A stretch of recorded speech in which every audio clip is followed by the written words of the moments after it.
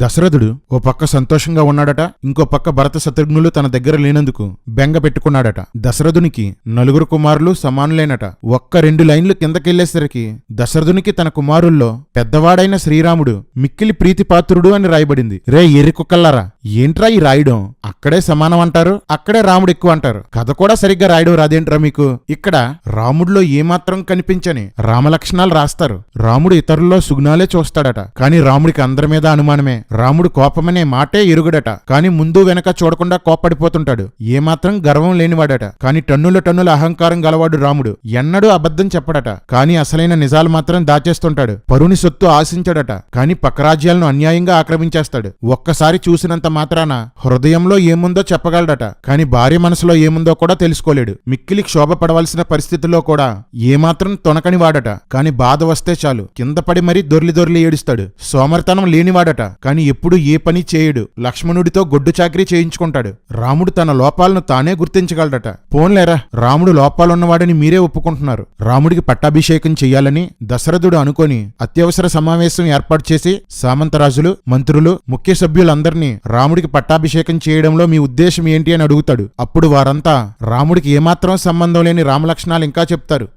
న్యాయంగా చంపాల్సిన వాళ్ళనే చంపుతాడంట, కాని వాలితో సహా అనేక మందిని అన్యాయంగా చంపాడు. మొత్తానికి అందరూ రామ పట్టాభిషేకానికి అంగీకరిస్తారు. రేపే పట్టాభిషేకం ఏర్పాట్లు చెయ్యండి అని దశరథుడు అందరి ముందు ప్రకటించేస్తాడు. వెంటనే వశిష్ఠుని ఆదేశంతో పనులు ప్రారంభమైపోతాయి. అందరి ఇళ్లపైన జెండాలు పెట్టుకుంటారు. హర్ఘర్ తిరంగా ఇదే.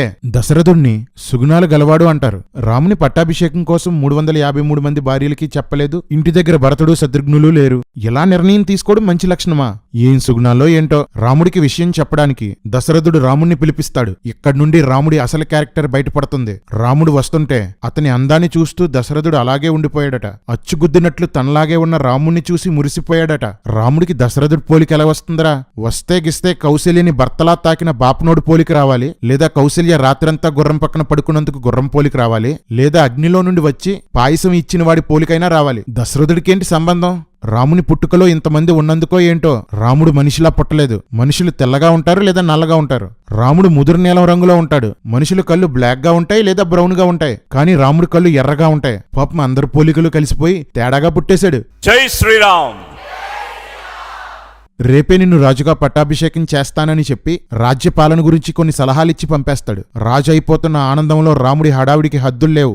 దశరథుడు మళ్లీ రథాన్ని పంపి రాముణ్ణి రమ్మంటాడు. మళ్లీ పిలిచేసరికి పట్టాభిషేకం ఆగిపోయిందేమో అనుకొని కంగారు పడిపోతాడు. రాజైపోదామని చాలా కోరికుంది రామా నీకు. దశరథుడు పట్టాభిషేకం కోసం మళ్లీ చెప్పి భరతుడు వచ్చేలోపు నీకు పట్టాభిషేకం అయిపోవాలి. భరతుడు ఎంతో మంచివాడు, కానీ మనుషులు మారిపోతుంటారు కదా. రేపే నీకు పట్టాభిషేకం అని చెప్తాడు. తమ్ముడు లేకుండా పట్టాభిషేకం ఏంటి అని రాముడు అడగడు. పట్టాభిషేకం అయిపోతే చాలు కౌసల్య, రాముడు, లక్ష్మణుడు ఆనందిస్తుంటారు. రాముడు లక్ష్మణుడితో నాకు రాజ్యం వస్తే నీకు వచ్చినట్లే. నీకు కావలసినవి తిను, తాగు, రత్నాలు, ముత్యాలు ఏం కావాలంటే అవి తీసుకో అంటాడు. పట్టాభిషేకం అవ్వకుండానే వరాలిచ్చేస్తున్నారు రాములోరు. నువ్వు కారుణ్య రాముడివా, కంగారు రాముడివా? వశిష్ఠుని సలహా మేరకు సీతారాములు ఉపవాసం చేస్తున్నారు. రాముడు స్నేహితులతో ఆనందంగా గడుపుతూ వాళ్లతో పొగిడించుకుంటున్నాడు. దగ్గరుండి ఇంటికి డెకరేషన్ చేయిస్తాడు. చాలా ఆరాటంగా ఉంది భయ్యా నీకు. అయోధ్యంతా వేదమంత్రాల ఘోష. ఇళ్లకు అరటి చెట్లు తెచ్చి కట్టారు. రంగుల ముగ్గులు వేశారు. గాలిపటాలు ఎగరేస్తున్నారు. దశరథునితో కైకేయికి వివాహం అయినప్పుడు ఆమెకు తోడుగా మందర అనే గూనిస్త్రీ వచ్చింది. మందర రామ పట్టాభిషేక విషయాన్ని కైకేయికి చెబితే కైకేయి ఎంతో సంతోషిస్తుంది. కాని మందర భరతుడు పట్టాభిషేకం పొందాలి అని చెప్తుంది. కాని కైకేయి నాకు రాముడు భరతుడు ఒకటే, రాముడు రాజైతే నాకు చాలా సంతోషం అని చెప్తుంది. మందర కైకేయిని మూర్ఖురాలా, నీ కొడుకుని రాజుని చెయ్యని కోప్పడుతుంది. అయినా కైకేయి ఒప్పుకోదు. రాముడు కొంతకాలం అయోధ్యని పరిపాలించి తర్వాత భరతుడికి రాజ్యాన్ని అప్పగిస్తాడని కైకేయి అంటుంది. రాముడు అయోధ్యని తన పిల్లలకిచ్చేసి భరతుడికి ఏదో ఒక రాజ్యం ఇస్తాడని మందర అంటుంది. రే లలితాంటి, తర్వాత కాలంలో రాముడు చేసింది అదే కదరా. రాముణ్ణి మందరే కరెక్ట్ గా అర్థం చేసుకుంది. నక్కజిత్తులున్నవారే నక్కజిత్తులున్నవారిని గుర్తుపట్టగలరు. ఎంత చెప్పినా కైకేయి ఒప్పుకోకపోవడంతో రాముడు రాజావుగానే భరతుణ్ణి చంపడమో అడవులకి పంపడమో చేస్తాడని రెచ్చగొడుతుంది. అప్పటి వరకు రాముడంటే ప్రాణమన్న కైకేయి ఒకేసారి కోపంతో ఈరోజే రాముణ్ణి వనవాసానికి పంపుతాను, భరతుణ్ణి పట్టాభిషేకం చేయిస్తాను అంటుంది. రామాయణంలో పాత్రలన్నీ ఇంతే, కథకనుగుణంగా ప్రవర్తన మారిపోతుంటది. నిజ సంఘటన అయితే మనుషుల ప్రవర్తనను బట్టి కథ జరుగుతుంది. రామాయణం కల్పితం కాబట్టి కథను బట్టి పాత్రల ప్రవర్తన మారిపోతుంటుంది. రామాయణంలో అందరూ అపరిచితులే, నిమిషానికి ఒకలా మారిపోతుంటారు. ఒక యుద్ధంలో దశరథుడు గాయపడి చావు బ్రతుకుల మధ్య ఉంటే కైకేయి అతన్ని కాపాడుతుంది. అప్పుడు దశరథుడు నువ్వు నన్ను 2 వరాలు కోరుకో అంటాడు.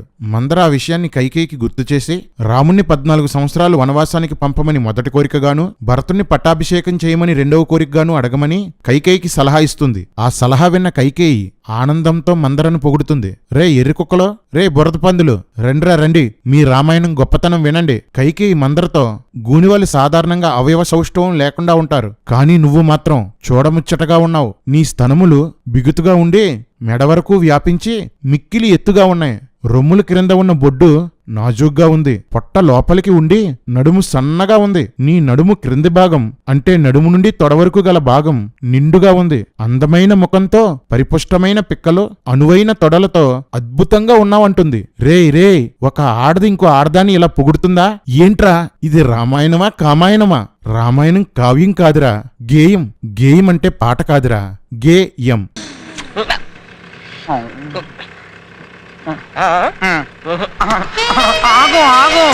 వెంటనే కైకేయి వెళ్లి కోపగృహంలో కూర్చుంది. దశరథుడు కైకేయికి పట్టాభిషేకం కోసం చెప్దామని కైకేయి అంతఃపురంలో ప్రవేశించాడు. పక్షుల శబ్దాలు, వంటల గుమగుమలు, దీపకాంతులు చూసి కామోద్రేకుడై రతికి ఇది తగిన సమయం అనుకున్నాడట. రే మాడా, 60,000 సంవత్సరాల పండు ముసలివాడు కాటికి కాలు చాపి కూర్చున్నాడు. కామం కావలసొచ్చిందా? వాల్మీకి వయగ్రాలు మింగేశాడురా. 100 మందిని కన్నా అనుకుంటున్నాను. అది రెడీ. కైకేయి కోపగృహంలో ఉందని తెలుసుకున్న దశరథుడు ఒళ్ళంతా దడెక్కి కైకేయి దగ్గరికి వెళ్లి అడవిలో ఆడ ఏనుగును మగ ఏనుగు తాకినట్లు తాకాడట. వాల్మీకిని మహాకవి అంటారు. నాకు తెలిసినంతవరకు ఇంత దరిద్రమైన వర్ణనలు చేసే కవి ఎవడు ఉండడు. వీడియోలు ఎంత ఎక్కువైపోతుందని చాలా వదిలేశాను, కానీ వాల్మీకి దేన్నైనా పోల్చిన ప్రతిసారి ఇలాంటి చెత్త కవి ఇంతకన్నా గొప్ప గేయం రాయలేడులే అనిపిస్తుంది. చెత్త సాహిత్యం, సంబంధం లేని పోలిక, సందర్భానికి సంబంధించిన వర్ణన, ఇదే రామాయణ ఇతిహాసం. చదువుతుంటే వస్తుంది దరహాసం, చేయాలనిపిస్తుంది హేళనతో పరిహాసం. వారే వా, క్యా బాత్ హై. మన్మథ బాణాలతో కొట్టబడి కామ వికారానికి లోనై కామ పరతంత్రుడై ఆతురతతో ఉన్న దశరథుడు నీకేం కావాలో ఆజ్ఞాపించు అని కైకేయిని అడుగుతాడు. నిర్దోషిని ఎవరినైనా చంపమంటావా? దోషినెవరినైనా విడుదల చేసేయమంటావా? ఎవడైనా దరిద్రునికి తేరగా ధనమిమ్మంటావా? ఎవడైనా ధనవంతుడిని ఏమీ లేనివాడిగా చేసేయమంటావా? ఏం కావాలో కోరుకో అంటాడు. కోరికలు తీర్చుకోవడానికి అధికారాన్ని దుర్వినియోగం చెయ్యడమే మీ సనాతన ధర్మం. సనాతన ధర్మం సంకనాకే పార్టీ గద్దెనెక్కిన దగ్గర నుంచి మన దేశంలో జరిగేది ఇదే కదా. మీ కోరికలు తీర్చుకోవడానికి కోర్టుల్ని, సిబిఐని, ఈడీని, ఈసీని, ఐటీని అన్నిటినీ దుర్వినియోగం చేస్తారు. ఇష్టం వచ్చినట్లు రాజ్యాంగాన్ని మార్చేస్తారు. చూసావా రామా, ఎదవలకు పదవులు వస్తే ఇలాగే ఎడుస్తుంది మరి కాలం. నార్త్ ఇండియాని నాశనం చేశారు కదరా. ఇలాంటి సనాతన ధర్మం మాకొద్దు. కామ కోరికల కోసం ధర్మాన్ని తప్పే దశరథుడు ధర్మపాలకుడట. సిగ్గుండాలరా, సిగ్గుండాలి. అప్పుడు కైకేయి యుద్ధంలో ఉన్నప్పుడు నువ్వు నాకు 2 వరాలు ఇస్తానన్నావు కదా, అవి ఇప్పుడు ఇస్తానని మాట ఇవ్వు అంటుంది. దశరథుడు సరే అంటాడు. వెంటనే భరతుణ్ణి పట్టాభిషేకం చెయ్యి, రాముణ్ణి వనవాసం పంపేయి అంటుంది. అది వినగానే దశరథుడు మూర్చబోయాడు. రామాయణం అంతా మూర్చే. అందరూ మూర్చబోతుంటారు, లేస్తుంటారు. స్పృహలోకి వచ్చిన దశరథుడు ఏడుస్తూ క్రూరురాలా, పాపాత్మురాలా, ఇలాంటివి అడుగుతావా అని తిడతాడు.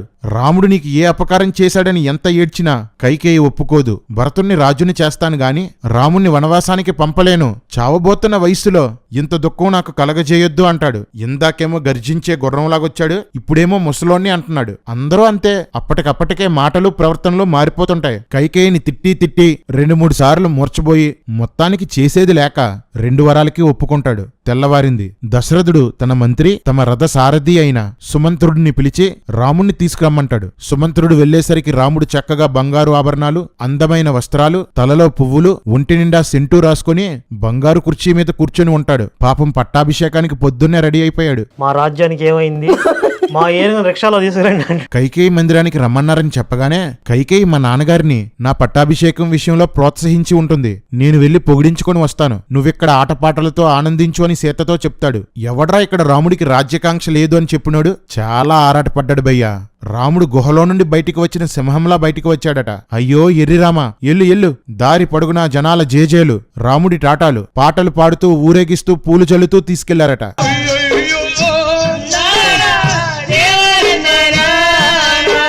రాముడు దశరథుడికి కైకేయికి నమస్కారం చేశాడు. దశరథుడు ఏడుస్తుంటే తన మీద కోపంగా ఉన్నాడేమో అని రాముడు అనుకుంటాడు. నేనేం తప్పు చేశానా అని ఆలోచిస్తాడు. ఇందాక ఏం కూసర్రా, చూడ్డంతోనే ఎదుటివాళ్ళ హృదయంలో ఏముందో తెలిసిపోతుందా? కోప్పడ్డానికి ఏడవడానికి కూడా తేడా తెలుసుకోలేకపోయాడురా. హృదయాలు ఎరిగే రాముడు కాదు, ఎర్రి రాముడు. జై శ్రీరామ్. ఎర్రి రాముడంటి ఓణ్ణి కాదులే, నేను ఎర్రి రాముడంటి ఓణ్ణి కాదులే. ఏం జరిగిందని కైకేయిని అడుగుతాడు. నువ్వు మాటిస్తానంటే చెప్తాను అంటుంది. వెంటనే రాముడు మాట తప్పడు అంటాడు. 2 వరాల గురించి చెప్పి నువ్వు 14 సంవత్సరాలు వనవాసం వెళ్ళాలి, నీకు ఏ ఏ వస్తువులతో పట్టాభిషేకం చెయ్యాలనుకున్నారో వాటితో భరతునికి పట్టాభిషేకం చెయ్యాలి అని అడుగుతుంది. రే ఎర్రి కుక్కల్లారా, కర్రి నక్కల్లారా, రాముణ్ణి 2 చేయమంటే ఒకటే చేశాడ్రా. భరతుడికి పట్టాభిషేకం జరగలేదు. రాముడు 2 నాలుకల పాము లాంటివాడు, నక్కలా నాటకాలాడేవాడు. ఆ విషయం ముందు ముందు మీకే తెలుస్తుంది. భరతుడి పట్టాభిషేకం కూడా రాముడిచ్చిన మాటే. ఇది గుర్తుపెట్టుకో, తర్వాత మాట్లాడుకుందాం. అరిషడ్ వర్గాలను జయించిన రాముడు కైకేయి మాటలు విని కూడా ధైర్యంగా ఉన్నాడట. అరిషడ్ వర్గాలు అంటే కామం, కోపం, స్వార్థం, మోహం, మదం, మత్సరం. నిజానికి ఈ 6 పుష్కలంగా ఉన్నవాడే శ్రీరాముడు. ఈ లైన్ ఎలా ఉండాలంటే అరిషడ్ వర్గాలతో జయించబడిన శ్రీరాముడు. జై శ్రీరామ్. భరతుని కోసం నేను రాజ్యాన్నే కాదు, నా ప్రాణాన్ని, నా సంపదల్ని, చివరికి సీతను కూడా ఇచ్చేస్తాను అంటాడు. గొప్ప ధర్మం రా మీది. భార్యని జోదంలో పెట్టడం మీ ధర్మం, భార్యని తమ్ముడికి ఇచ్చేయడం మీ ధర్మం. ఇంక పెళ్లిళ్ళెందుకురా మీకు? అమ్మాయిల్ని తెచ్చుకొని ఒకరినొకడు మార్చుకోండిరా. ధర్మమట ధర్మం. ఎందుకురా నీకు ఏసు బతుకు. రాముడు నాకు రాజ్యకాంక్ష లేదు అంటూ కౌసల్య దగ్గరికి వెళ్ళిపోయాడు. రామా, నిజంగా నీకు రాజ్యకాంక్ష లేదా? మరి తర్వాత కాండాలో అనేక చోట్ల త్రుటిలో రాజ్యం పోయింది, రాజ్యం పోయిందని నేను ఏడ్చిన ప్రతిసారి సీత నన్ను ఓదార్చేదని ఎందుకు చెప్పావు? రామా, ఎందుకీ డ్రామా? యోగి వలె ఏ దుఃఖం లేకుండా రాముడు ఉన్నాడని చెప్తూనే పెళ్లు బిగిస్తున్న దుఃఖాన్ని లోలోపలే అణుచుకున్నాడని రాయబడింది. అంటే లోలోపల ఏడుస్తూ పైకి బానే ఉన్నాడన్నమాట. అలాంటి వాడిని యోగి అనర్బయ్యా, నటుడు అంటారు. मस्त शेड्स ఉన్నారా నీలా అబ్బో కమలాసన్. పట్టాభిషేకం తప్పిపోయిందని కౌసల్యకు చెప్పగానే మూర్ఛపోయి పడిపోయింది. స్పృహలోకి వచ్చి నువ్వు పట్టాభిషేకం చేసుకుంటే నాకు పెద్ద భార్య అధికారం దక్కుతుందని, సవతులపై అధికారం దొరుకుతుందని, నువ్వు పుట్టిన దగ్గర నుండి 17 సంవత్సరాలు ఎదురు చూశానని ఏడుస్తుంది. రాముడు రాజు అయితే తనకి అధికారం దక్కుతుందని కౌసల్య ప్లాన్ చేసుకుంది. అరే బొక్కల డాక్టర్, పట్టాభిషేకం సమయానికి రాముడి వయసు ఎంతరా? కొన్ని చోట్ల 25 సంవత్సరాలని రాయబడింది, ఇక్కడేమో 17 సంవత్సరాలనుంది. ఈ సొల్లు రామాయణాన్ని కవర్ చేసే సోది బ్యాచ్ జంధ్యం వేసుకోవడం అంటే 2వ జన్మని. ఇక్కడ రాముడు పుట్టిన దగ్గర నుండి 17 సంవత్సరాలంటే రాముడు ఉపనయనం నుండి లెక్కించుకోవాలని సోది కవరింగ్లు చేస్తుంటారు. నాన్న చాగంటి, అక్కడ జన్మించినప్పుడు అని ఉందా, 2వసారి జన్మించినప్పుడు అని ఉందా? అసలు రామాయణంలో రాముడికి ఉపనయనం చేసినట్లు ఎక్కడుంది? ఉపనయనం అనేది చాలా ఇంపార్టెంట్ కదా. ప్రతి విషయాన్ని లాగి లాగ్ చేసే రామాయణం ఉపనయనం కోసం ఎందుకు చెప్పలేదు? రాముడి వయసు విషయంలో రామాయణం తప్పు చెప్పింది. రామాయణం ఆది కావ్యం కాదు, అబద్ధాల కావ్యం. వయసు ఎంత? 24. లక్ష్మణుడు దశరథుడు కామ వికారానికి లోనై ఇలా అజ్ఞానపు పని చేశాడు అంటాడు. రేయ్ పిచ్చి పందుల్లారా, దశరథుడు కామంతో వెళ్ళాడని లక్ష్మణుడికి ఎవడరా చెప్పాడు? ఆ తర్వాత కౌసల్య, భరతుడు, రాజ్యంలో అందరూ ఇదే చెప్పుకుంటారు. ఎవర్రా వాళ్ళకి చెప్పారు? రే ఎర్రి కుక్కలో, రామాయణం కథరా. వాల్మీకి ఫ్లోలో అందరికీ తెలిసినట్టు రాసేశాడు. దశరథుడు ఎప్పుడూ నన్ను బాగా చూసుకోలేదని కౌసల్య అంటుంది. కానీ పిల్లల కోసం వచ్చిన పాయసంలో సగం కౌసల్యకే ఇచ్చాడు. ఆమె పోషణ కోసం 1000 గ్రామాలు ఇచ్చేశాడు. లక్ష్మణుడు కోపంతో రాముడు చాలా నీతిమంతుడు, రాముడు చేసిన దోషం ఇది అని చెప్పిన వాడిని నేనింతవరకు చూడలేదు అంటాడు. లచ్చా, నేను చెప్తాను కదా. లక్ష్మణుడు రామునితో, అన్నా నువ్వు రాజవ్వు, ఎవడడ్డొచ్చినా నేను చంపుతాను, అయోధ్యను నిర్మానుషం చేస్తాను అంటాడు. లచ్చా, అయోధ్యలో అందర్నీ చంపేస్తే ఎవరిని పరిపాలిస్తారు నాన్నా? మన తండ్రి దుష్టుడైపోయాడు, అతన్ని చంపేద్దాం లేదా జైల్లో వేసేద్దాం అంటాడు. ఎవ్వడికి వాడి తేడానే, తండ్రితో సహా అందర్నీ లేపేస్తాడట. లచ్చా, అంత కోపం ఎందుకు మచ్చా? కౌసల్య రామునితో, నీ తమ్ముడు మాటలు విన్నావు కదా, ఇక నీ ఇష్టం అంటుంది. అంటే దశరథుడిని లేపేయడానికి కౌసల్యకి ఏ అభ్యంతరం లేదన్నమాట. ఎంత మంచి కుటుంబమో, బంగారు కుటుంబం. మీ ఇంట్లో అందరూ ఇలా వంకరగానే మాట్లాడతారా? తిన్నగా ఎవడో మాట్లాడ్డా అనుకుంటా. కౌసల్య రామునితో వనవాసానికి వెళ్లొద్దని చెప్తుంటే రాముడు కౌసల్యతో తండ్రి చెప్పిన మాటకై కండుడు అనేవాడు ఆవుని చంపాడు, తండ్రి మాటకై పరశురాముడు తన తల్లి తల నరికాడు, తండ్రి ఏం చెప్పినా పాటించడమే సనాతన ధర్మమని చెప్తాడు. రే పోరంబోకుల్లారా, సనాతనం సనాతనం అని సెకిలిస్తున్నారు కదరా, మీలో ఎంతమంది తల్లిదండ్రుల మాట వింటున్నారా? రే కర్రీ, యేసుక్రీస్తును నమ్ముకుంటే సనాతన ధర్మం పాటించకపోవడం కాదురా. తండ్రి మత్తులో చెప్పినా, మోహంతో చెప్పినా, మంచి చెప్పినా, చెడ్డ చెప్పినా గుడ్డిగా దాన్ని చెయ్యని వారందరూ సనాతన ధర్మాన్ని పాటించనట్లే. ఇప్పుడు చెప్పండ్రా, మీలో ఎంతమంది సనాతన ధర్మాన్ని పాటిస్తున్నారో? మీరే పాటించినప్పుడు మాకెందుకురా మీ సనాతన ధర్మం? ఈ దరిద్రం మనకు అక్కర్లేదు. కౌసల్య రాముడితో నేను కూడా నీతో వస్తాను అంటే భర్త బ్రతికుండగా నువ్వు రాకూడదు, పతి సేవే సనాతన ధర్మం అని చెప్తాడు. రామా, భర్త దగ్గర భార్య ఉండి సేవ చెయ్యాలన్నావు కదా, మరి లక్ష్మణుని ఎందుకు భార్యకు దూరం చేశావు? భార్య బ్రతికుండగా ఆమెను వదిలేసి నీతో వనవాసానికి వచ్చిన లక్ష్మణుడు ముమ్మాటికి సనాతన ధర్మాన్ని సైడ్ కాలువలో వేసి తొక్కేసినట్లే కదా. నేను తండ్రికిచ్చిన మాట కోసం అరణ్యానికి వెళ్తే నా తండ్రి ఆడిన మాటను తప్పని సత్యవంతుడవుతాడని రాముడంటాడు. రే ఎర్రిబత్తాయిలు, రాజ్యంలో సామంతరాజులకి, మంత్రులకి, ఊర్లో అందరికీ రాముడే యువరాజని మాటిచ్చేశాడు కదరా. రాముడు అరణ్యానికి వెళ్ళకపోతే దశరథుడు కేవలం కైకేయి దగ్గర మాత్రమే మాట తప్పినవాడవుతాడు. రాముడు అరణ్యానికి వెళ్తే దశరథుడు రాజ్యంలో ఉన్న అందరి దగ్గర మాట తప్పినవాడవుతాడు. ఇంత చిన్న లాజిక్ ఎలా మిస్ అయ్యారు మీరు? రాముడు వనవాసానికి వెళ్లినందుకు అందరూ దశరథుడిని తిట్టుకున్నారు, చీ అన్నారు. అది తట్టుకోలేక కుమిలి కుమిలి చచ్చాడు. తండ్రి ఒక మాట చెప్తే దాన్ని పాటించడం వలన తండ్రికే ప్రమాదం వస్తుందని తెలిసినా గుడ్డిగా దాన్ని పాటించడమే సనాతన ధర్మం. అలాంటి ధర్మం మాకు అవసరం లేదు బాబు. ఈ దరిద్రం మనకు అక్కర్లేదు. రాముడు అక్కడి నుంచి సీత దగ్గరకు వెళ్లి పట్టాభిషేకం క్యాన్సిల్ అయ్యింది, నేను 14 సంవత్సరాలు వనవాసానికి వెళ్తున్నాను, నువ్వెక్కడే పూజలు చేసుకుంటూ జాగ్రత్తగా ఉండు అని చెప్తాడు. అందుకు సీత, నాకు నీవే గతి, నీతో అరణ్యానికి వస్తాను, కష్టమైన సుఖమైనా నీతోనే, నీవు లేకుంటే నాకు స్వర్గం కూడా వద్దు అంటుంది. కాని ఇదే సీత రాముడి స్వభావం పూర్తిగా తెలిసాక నువ్వు నాకొద్దు, నాకు స్వర్గమే కావాలంటుంది. మీరే చూస్తారు కదా. సీత మాటలు ధర్మసమ్మతమే అయినా సీత మీద ఉన్న ప్రేమ వలన ఆమెను ఆపడానికి రాముడు ప్రయత్నించాడు. ఇప్పటి వరకు ఇదే సనాతన ధర్మం అంటూ తల్లికి తమ్ముడికి నీతులు చెప్పి భార్యకి ఇబ్బంది కలుగుతుంది అనుకుంటే సనాతన ధర్మాన్ని వదిలేస్తాడంట. రాముడికే లెక్కలేని సనాతన ధర్మం మాకెందుకురా ఎర్రి కుక్కల్లారా.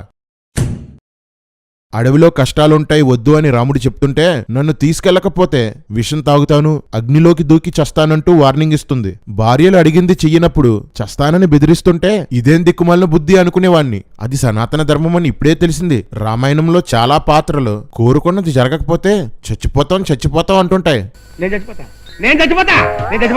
నేను బతకను, విషయం ఎక్కడ, ఎండిది ఎక్కడ, కత్తి ఎక్కడ, రైలు ఎక్కడరా, నేను చచ్చిపోతా. జై సనాతనం, జై సనాతనం, జై శ్రీరామ్. నువ్వు కనుక నన్ను ఇక్కడ వదిలేసి వెళ్తే నా తండ్రి నిన్ను మాడాదాస్ అనుకుంటాడని సీత చెప్తుంది. మొత్తానికి సీతను తీసుకెళ్లడానికి రాముడు ఒప్పుకొని ఆమెను కౌగిలించుకొని బ్రహ్మలాగే నేను ఎప్పుడూ భయపడను అంటాడు. రామా, సొల్లు ఆపు రామా, నువ్వు బ్రహ్మ బొచ్చుడు సార్లు భయపడ్డారు, ఎందుకీ సొల్లు చెప్పు. వెంటనే రాముడు బ్రాహ్మణులను పిలిచి దాన ధర్మాలు చేశాడు. తన దగ్గరున్న బంగారం అంతా, అదేనండి కట్నంగా తెచ్చుకున్న బంగారం అంతా పేదలకి దానం చేశాడు. అత్త సొమ్ము అల్లుడు దానం అనే సామెత ఇక్కడి నుండే వచ్చింది.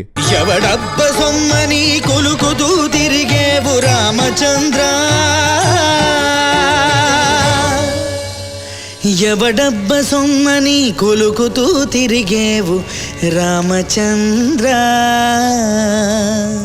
రాముడు సీతతో నువ్వు నాతో లేకపోతే నాకు స్వర్గం కూడా రుచించదు అంటాడు. కాని సీత రాముడిని వదిలేసిపోయిన తర్వాత 10,000 సంవత్సరాలు రాముడు హాయిగా జీవించాడని రాయబడింది. రాముడి ఇంటి పేరు డి అయ్యి ఉంటుంది. డి రామ కలిపితే డ్రామా.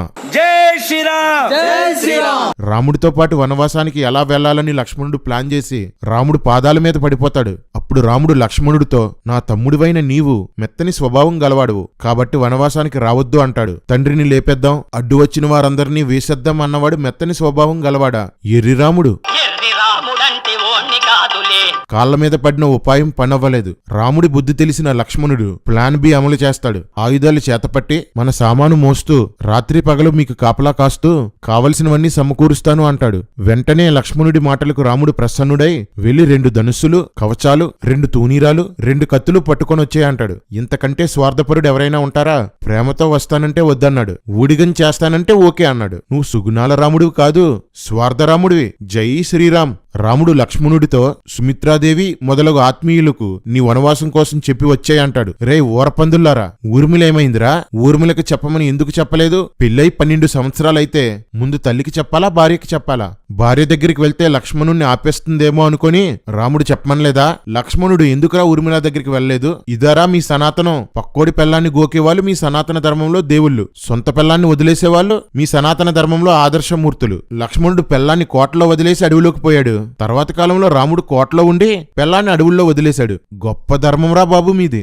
భారత్లోని అస్సాం రాష్ట్రంలో ఉన్న గౌహతి ప్రాంతానికి దగ్గరలో ఉండే కామాఖ్య ఆలయానికి ఒక ప్రత్యేకమైన విశిష్టత ఉంది. సతీదేవి యోని భారత్లోని అస్సాం రాష్ట్రంలోని గౌహతి ప్రాంతంలో పడిందని నమ్ముతారు. ఈ గుడికి వెళ్లిన ప్రతి ఒక్కరూ ఓ మూలన యోని ఆకారంలో ఉండే ఓ రాయిని పూజిస్తారు. లక్ష్మణుడికి పెళ్లైన 10,000 సంవత్సరాల పాటు ఏం జరిగిందో చెప్పిన రామాయణంలో పెళ్లి సందర్భంలో తప్ప ఒక్కసారి కూడా ఊర్మిళ పేరు మళ్లీ రాయబడలేదు. రామాయణం మీద ఉమ్ము వస్తారని ఊర్మిళాదేవి నిద్ర అని ఒక కథ కల్పించి పాఠ్యపుస్తకాల్లో వేసేశారు. రామాయణంలో ఉన్న దారుణమైన తేడా విషయాల్ని తర్జుమాలో మార్చేశారు. రేయ్, ప్రాణం పోయిన ఒక్క పదం కూడా బైబిల్కి కలపం రా మేము. మీరు పరువు కోసం రామాయణాన్నే మార్చేశారు. తప్పుని మార్చుకోవడానికి తర్జుమాలు మార్చేశారు. సిగ్గు లేదు మీ అందరికి. మళ్ళీ మీరు మమ్మల్ని అంటారా? ఈసారి నోరెత్తండ్రా. ఒక్కొక్కడికి వెనక నుండి బలెం దింపితే నోట్లో నుండి బయటకు వస్తది. చెత్త రామాయణం, చండాలం రాముడు. సామాను సర్దుకొని దశరథుడికి కనిపించడానికి బయలుదేరుతారు. దారంతా అయోధ్య ప్రజలు ఏడుస్తూనే ఉన్నారంట. సోషల్ మీడియా కంటే స్పీడ్ గా వార్త అందరికీ ఎలా తెలిసిపోయిందిరా? ఏ రాతలో ఏం రామాయణమో.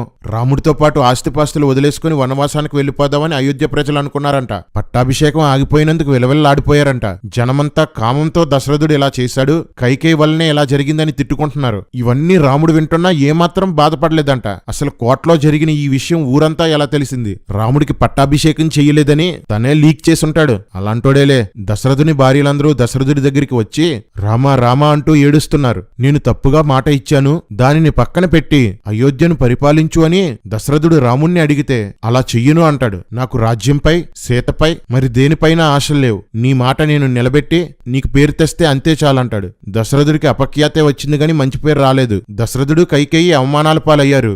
రాముడు వనవాసానికి వెళ్లి హీరో అయ్యాడు. నక్కజిత్తుల రాముడు. జై శ్రీరామ్. రాముడి మాటలకి దశరథుడు మళ్లీ మూర్చబోయాడు. సుమంత్రుడు కూడా మూర్చబోయాడట. ఏంట్రా ఈ మూర్చగోల?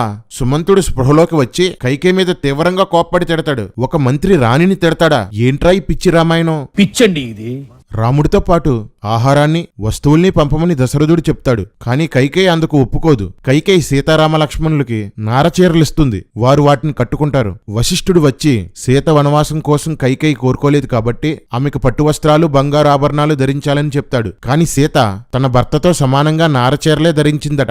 గాయ్స్, ఇది గుర్తు పెట్టుకోండి, తర్వాత దించేద్దాం. వెంటనే దశరథుడు కోశాధికారిని పిలిచి సీతకు 14 సంవత్సరాలు సరిపడే వస్త్రాలు, వస్తువులు, ఆభరణాలు కూర్చమని చెప్పగానే తెచ్చేస్తారు. సీత చక్కగా పరిపుష్టంగా ఉన్న తన అవయవాలకు పట్టుచీర, చిత్ర విచిత్రమైన ఆభరణాలు అలంకరించుకొనెను అని రాయబడింది. ఇందాకేం చూసాం? తన భర్తను బట్టి వీటి మీద ఆసక్తి లేకుండా ఉంది. ఇప్పుడు అన్ని ధరించేసింది. అందరూ ఇంతే.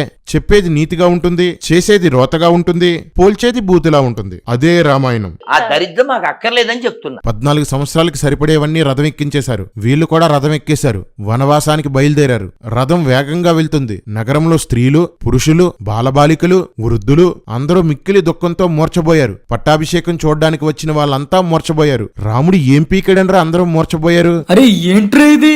ఏంట్రా ఈ సొల్లు పురాణం? మొత్తం నగరంలో ఉన్న వాళ్ళంతా రథం వెనకాల పరిగెత్తారంట. రే కర్రీ, అందరూ మూర్చబోయారు కదా, ఈ పరిగెత్తేవారెవర్రా? నీ కిరాయి గోండాలా? మొత్తం స్క్రాప్ ఇక్కడే ఉందేంట్రా? అంతలో దశరథుడు బయటికి వచ్చి చూసి మళ్లీ మూర్చబోయాడు. రాముడు వెళ్లిపోతుంటే చూడలేక సూర్యుడు అస్తమించేశాడట.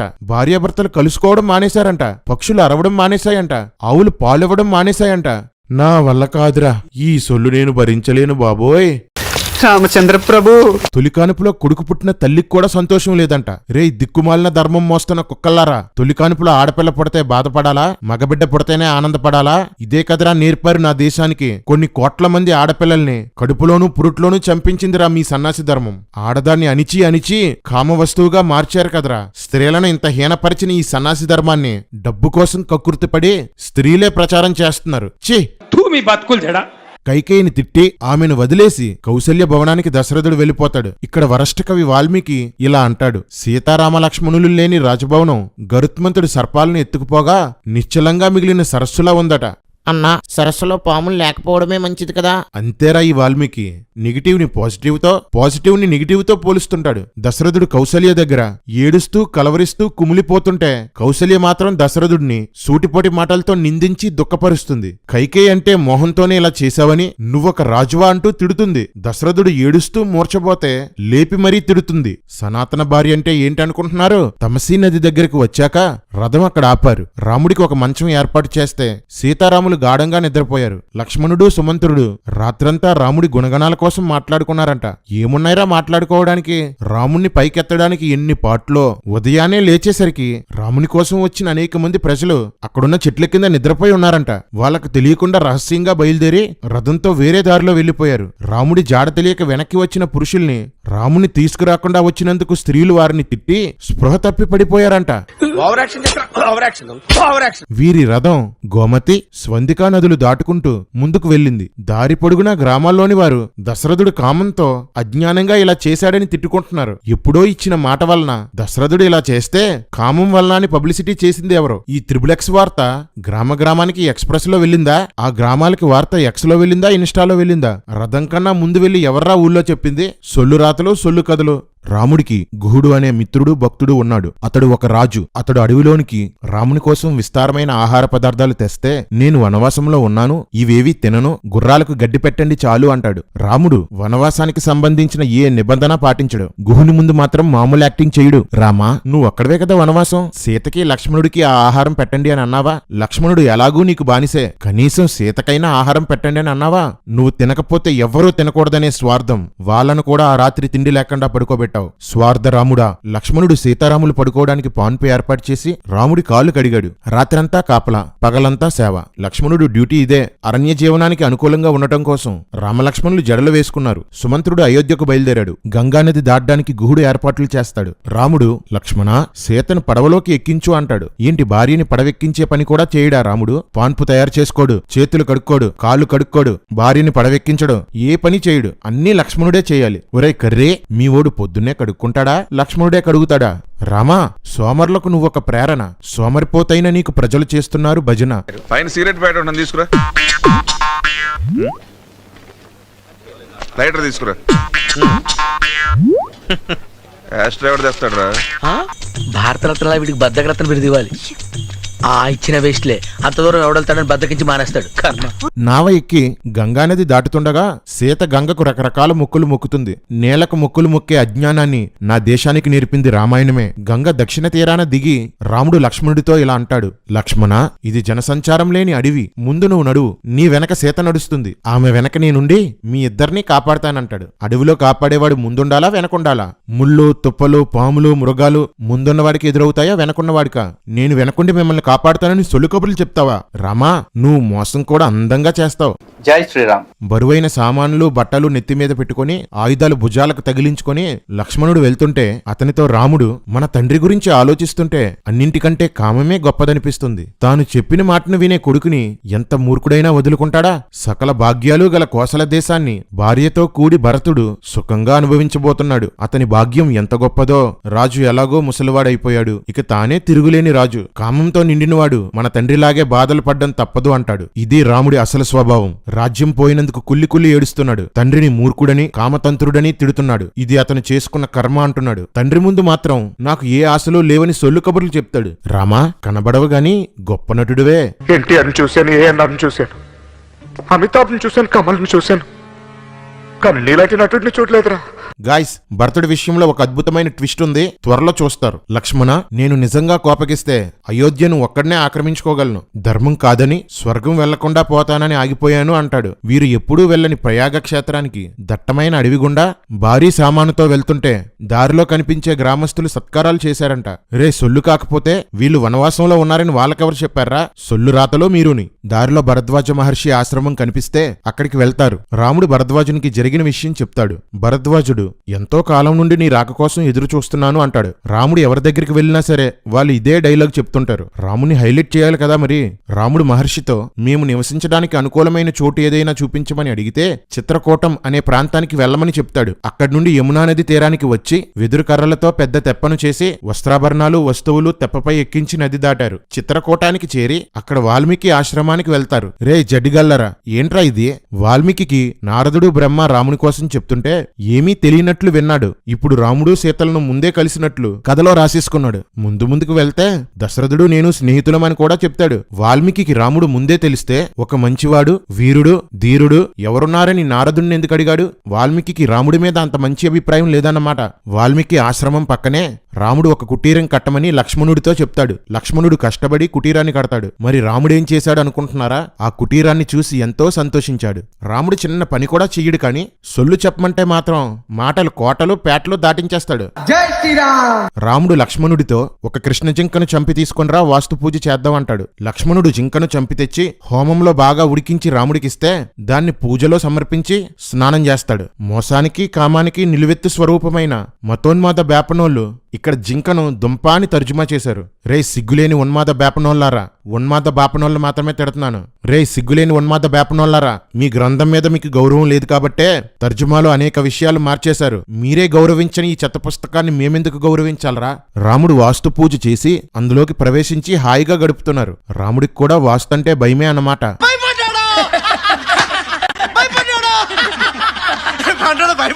కట్ చేస్తే కథ సుమంత్రుడి దగ్గరికి వెళ్తుంది. సుమంత్రుడు రథంతో అయోధ్యలో ప్రవేశిస్తాడు. రథాన్ని చూడగానే రాముడు ఎక్కడా సీత ఎక్కడా అంటూ ప్రజలు రథం వెనకాల పరుగులు తీశారంట.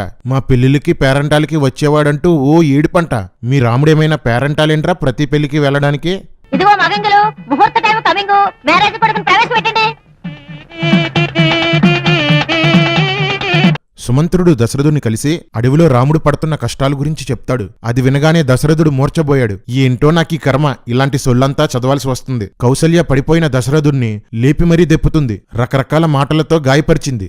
రాముడు లేకపోవడం వల్ల అయోధ్య ఏమైపోయిందో సుమంత్రుడు చెప్పిన అద్భుతమైన సొల్లుని గుండె రాయి చేసుకుని వినండి. నగరం శోకంలో ఉంది. రాముని విరహ వేదనకి సరస్సుల్లో గుంటల్లో ఉన్న నీరు వేడెక్కింది. వనాల్లో ఆకులు ఎండిపోయాయి. అడవి జంతువులు వేట మానేశాయి. పక్షులు కూయడం మానేశాయి. త్రాగునీరు కలుషితం అయిపోయింది. చేపలు ఏ పని చెయ్యకుండా అలానే ఉండిపోయాయి. పువ్వులు వాసనివ్వడం మానేశాయి. ఏనుగులు గుర్రాలు కూడా ఏడ్చాయంట. గుర్రాలు ఏడ్చాయంటే నమ్మొచ్చు, రాముడికి డాడీలు కదా. ఈ ఏనుగులు ఎందుకు ఏడ్చాయంటో? ఈ సొల్లంతా విన్నాక దశరథుడు ఎంతో పశ్చాత్తాపంతో ఏడుస్తూ మంచం మీద పడిపోయాడు. కౌసల్య మంచం దగ్గరికి వెళ్లి మరీ దశరథుడిని దెప్పి తిడుతుంది. అలా దశరథుడిని 5 పేజీలు నాన్ స్టాప్ గా తిడుతుంది. దశరథుడు ఏడుస్తూ వణుకుతూ చేతులెత్తి దండం పెట్టి నన్నింక బాధ పెట్టొద్దు అని బతిమాలినా కౌసల్య వదలదు. దశరథుడు పశ్చాత్తాపంతో ఏడ్చి ఏడ్చి రాత్రంతా రామా రామా అని కలవరిస్తూ మధ్యరాత్రిలో చచ్చిపోతాడు. దశరథుడిని చంపింది కైకేయి కాదు, కౌసల్యే. కౌసల్య కైకేయి కంటే పెద్ద విలన్. రాజు చనిపోయిన విషయం తెలియక ఉదయమే రాజుని పొగడటానికి భజన బ్యాచ్ వచ్చింది. వాళ్ళ శబ్దానికి పక్షులు లేచి కూసాయంట. మరి సుమంత్రుడేంట్రా పక్షులు కూయడం మానేసాయని రాశాడు? మీలాగే మీ రామాయణంలో కూడా అందరూ సొల్లుగాలేనేరా? భార్యలంతా ఏడుపు. రాత్రంతా వేపుకొని తిని భర్తను చంపేసి మహానటి అయిన కౌసల్య నేను సతీ సహగమనం చేస్తానని కన్నీళ్లు పెట్టుకుంది. సతీ సహగమనం చేయవలసిందిగా ఇక్కడ ఉన్నటువంటి మాల్ సింగ్ యొక్క కుటుంబ సభ్యులు కావచ్చు, అదే విధంగా బాబు లాల్ అనబడేటటువంటి ఒక పూజారి కావచ్చు, అక్కడ రూప్ కన్వర్కి చెప్పడం జరిగింది. రే ఎవడ్రా ఇక్కడ హిందూ గ్రంథాల్లో సతీ సహగమనం లేదన్నవాడు? రామాయణంలో బొచ్చుడు సార్లుంది. భర్తను బాధ పెట్టి చంపడము సనాతన ధర్మమే. భర్త చచ్చిపోతే అతనితో పాటు చావడము సనాతన ధర్మమే. జై సనాతనం, జై శ్రీరామ్.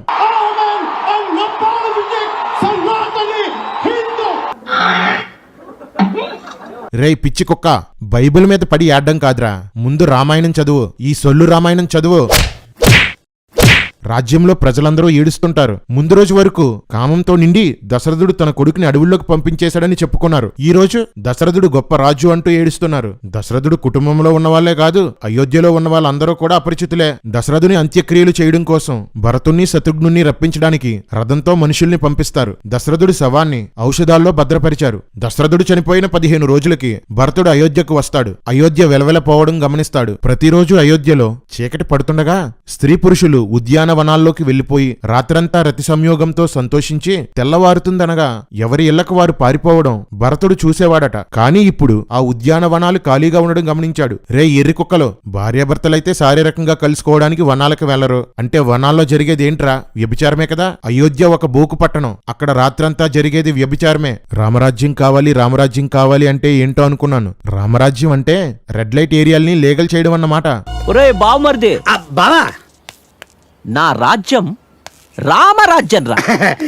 ఇక్కడ మర్డర్లుండవు, రేపులుండవు, రౌడీజం ఉండదు.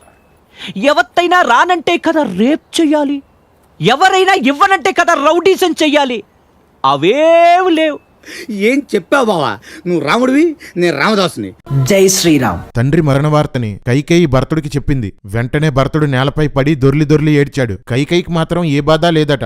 మంచి భార్యలు, మంచి కుటుంబం. రాముణ్ణి త్వరగా పిలిపించు, నాకిక అతనే గతి అని భరతుడు అంటాడు. ఇంకెక్కడ రాముడు, అతన్ని 14 సంవత్సరాలు వనవాసానికి పంపేశాను అంటుంది. భరతుడు ఇంకా దుఃఖపడి ఏడ్చి కైకేయిని నోటికి వచ్చినట్లు తిడతాడు. రాముని తీసుకువచ్చి రాజ్యం అతనికి ఇస్తాను అంటూ భరతుడు ఏడ్చి చెప్పండి గాయస్, మూర్చపోయాడు. స్పృహలోకి వచ్చి కౌసల్య దగ్గరకు వెళ్లి, నేను రాజ్యం కోరలేదు, వనవాసం విషయం నాకు తెలియదు, అంతా కైకేయే చేసిందని కుమిలి ఏడ్చి, గాయస్ మూర్చపోయాడు.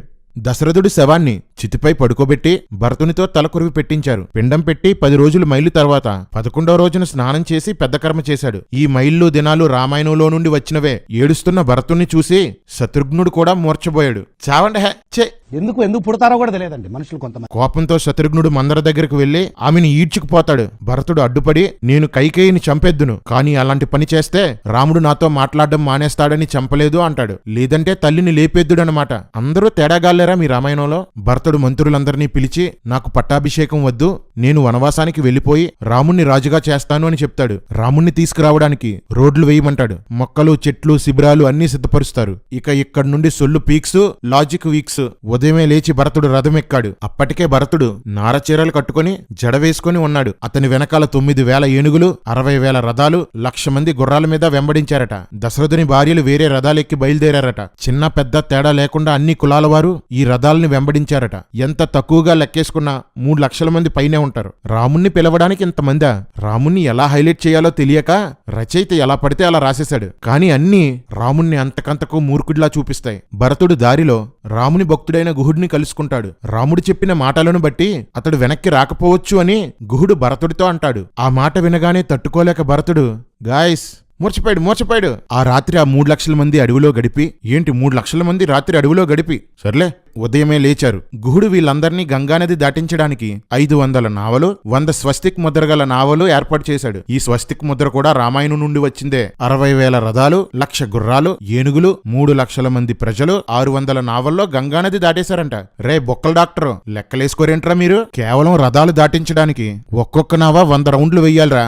మొత్తం అందరినీ నది దాటించడానికి ఒక్కొక్క నావ 700 రౌండ్లు వెయ్యాలి. ఒక రౌండ్ కి అప్ అండ్ డౌన్ 2 గంటలు తీసుకుంటే 24 గంటలు నావలు నాన్ స్టాప్ గా నడిపితే 60 రోజులు పడుతుంది. సొల్లుకు కూడా హద్దులుండాలరా. చెప్పాను కదా ఇక్కడ నుండి లాజిక్ కి లంగరేసి సముద్రంలో దించేస్తారని. భరద్వాజ మహర్షితో మాట్లాడి రాముని ఆచూకీ తెలుసుకుందామని ఆశ్రమానికి కొంచెం దూరంలో తన బలగమంతటిని ఆపేసి భరతుడు మంత్రుల్ని, వశిష్ఠుణ్ణి తీసుకొని ఆశ్రమానికి వెళ్ళాడు. రాముని చంపాలని ఉద్దేశంతో భరతుడు వచ్చాడని భరద్వాజ మహర్షి అనుమానిస్తాడు. భరతుడు అంతా వివరించి చెప్తాడు. అతనితో వచ్చిన వారు కూడా భరతుడిది తప్పు లేదని చెప్తారు. అప్పుడు భరద్వాజ మహర్షి భరతునితో, నీ మనసులో ఏముందో నాకు ముందే తెలుసు, నీ కీర్తి వ్యాపించడానికి ఇలా ప్రశ్నించాను అంటాడు. రామాయణంలో ఒక్క ఋషి కూడా స్థిరం కాదు, అందరూ సొల్లు చెప్పడమే. భరతుడిది సత్య సంకల్పమట. అందుకని రాముడు ఎక్కడున్నాడో భరద్వాజుడు ఆచూకీ చెప్పాడు. రే కుక్కలారా, ఇలా ఒకసారి రండిరా. తండ్రి మాట పాటించి అడవులకు వెళ్లిన రాముడు ధర్మం పాటించినట్లేనా? అవును, మా రాముడు ధర్మాత్ముడు. తండ్రి మాటను నేను పాటించను, రాముణ్ణి కూడా పాటించనివ్వను. నేను వనవాసం, రామునికి పట్టాభిషేకం జరిపిస్తానన్నా భరతుడు ధర్మాన్ని పాటించినట్లు అవ్వదు కదా. అంటే మరి చెప్పండ్రా ఓరకొక్కల్లారా, ఏంట్రా ఈ పిచ్చి పుస్తకం? తండ్రి మాట పాటించేవాడు ధర్మాత్ముడే, పాటించడానికి సహకరించే లక్ష్మణుడు ధర్మాత్ముడే, పాటించని భరతుడు ధర్మాత్ముడే, పాటించకుండా అడ్డుకోవడానికి వెళ్తున్న పురోహితులు, మంత్రులు కూడా ధర్మాత్ములే. ఏంట్రా ఈ పిచ్చి ధర్మం? అన్నదమ్ములు 4 విష్ణుమూర్తి అవతారాలేనట. 2 అవతారాలు సనాతన ధర్మాన్ని పాటించమంటే 2 అవతారాలు పాటించవద్దు అంటాయి. 2 అవతారాలు స్త్రీలనేమీ చేయకూడదు అంటే 2 అవతారాలు స్త్రీలను శిక్షిస్తాయి. రే, మీ సన్యాసి ధర్మం అంటే ఏంటో మీకే కాదు మీ దేవుళ్ళకి కూడా క్లారిటీ లేదురా. తో మీ బ్రతుకులు మీరు చేది నమ్మ బతుకు బురదలో పంది బతుకుతుంది, నువ్వు బతుకుతున్నావు ఎందుకురా? ఎదవన్నారు ఎదవ. భరతుడు బయలుదేరతామంటే ఈ రాత్రికి మా ఆతిథ్యం తీసుకోండి అంటాడు. చాలా మంది ఉన్నామని భరతుడు చెప్తే మొత్తం అందరినీ రప్పించండి, నా ఆతిథ్యం అంటే ఏంటో చూపిస్తానంటాడు భరద్వాజ మహర్షి. భరద్వాజుడి గదిలోనికి వెళ్లి నీళ్లు చల్లి విశ్వకర్మను, యముడిని, ఇంద్రుడిని, వరుణుణ్ణి, కుబేరుణ్ణి పిలుస్తాడు. పార్టీకి హెల్ప్ చేయమని అడుగుతాడు. వెంటనే కూలింగ్ వాటర్ నది, పల్లరసాల నదులు, చెరుకు రసం నదులు, పాల నదులు ప్రవహించుకుంటూ అక్కడికి వచ్చేస్తాయి. హాహా ఊహు అని పాటలు పాడే గంధర్వ టీం వచ్చేసింది. వచ్చింది. రకరకాల వాయిద్యాలతో ఆర్కెస్ట్రా వచ్చింది. రంభ, ఊర్వశి, మేనక, హేమ, హిమ మొదలైన 60,000 మంది అప్సరసలు వచ్చేశారు. వచ్చిన స్త్రీలు సరిపోలేదని రకరకాల చెట్లు స్త్రీలుగా మారిపోయి వచ్చేశాయి. ఒక్కొక్క మగాడికి స్నానం చేయించడానికి 8 మంది అమ్మాయిలు వచ్చారు. ఈలోపు విశ్వకర్మ పార్కులు, బిల్డింగులు, మేడలు, పరుపులు, మంచాలు అన్నీ రెడీ చేశాడు. రకరకాల ఆహార పదార్థాలు వచ్చేశాయి. పళ్ళగుజ్జులు, పానీయాలు, తేనె, మజ్జిగ, పూలమాలలు, చల్లగాలులు, మత్తు పానీయాలు, మద్యం బావులు, ఒకటా రెండా అన్నీ వచ్చేశాయి. లేడి మాంసం, వేట మాంసం, మేక మాంసం, అడవి పంది మాంసం, నెమలి మాంసం కుండల్లో వండి రాసులుగా పోశారు. ఒక్కొక్కడు మత్తు పానీయాలు సేవించి మద్యం తాగుతూ మాంసం తింటూ అప్సరసలతో ఆటలు పాటలు. అప్సరసలు తాకడంతోనే పురుషులు పరవశం అయిపోయారట. మహర్షి గారి ఆశ్రమంలో అయోధ్య ప్రజలంతా అప్సరసలతో కలిసి తపస్సు చేసుకున్నారు. రాత్రంతా రతి క్రీడలే.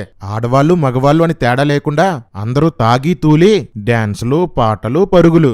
ఒక్కొక్కడికి మందు ఎక్కువైపోయి మేము అయోధ్యకి వెళ్ళం, రాముడి దగ్గరికి వెళ్ళం, స్వర్గం అంటే ఇదే అని అన్నారు. చెప్పాను కదా, అంతా సొల్లు సొల్లు, లాజిక్కులు నిల్లు.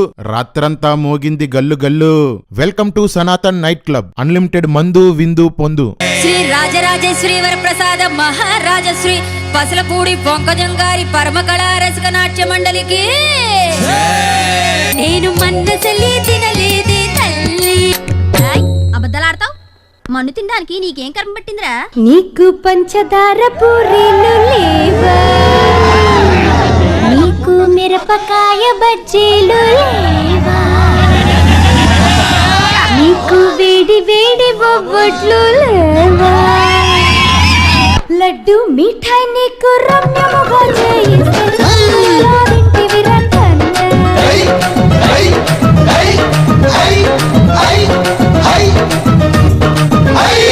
రంగు జాంగిరి నీకు రమ్యముగా చేయిస్తే మన్నేలా తింటివి రకన్న, మన్నేలా తింటివి రకన్న. పాల ముంజలు నీకు పర్వముగా చేయిస్తే మన్నేలా తింటివి రకన్న, మన్నేలా తింటివి రకన్న.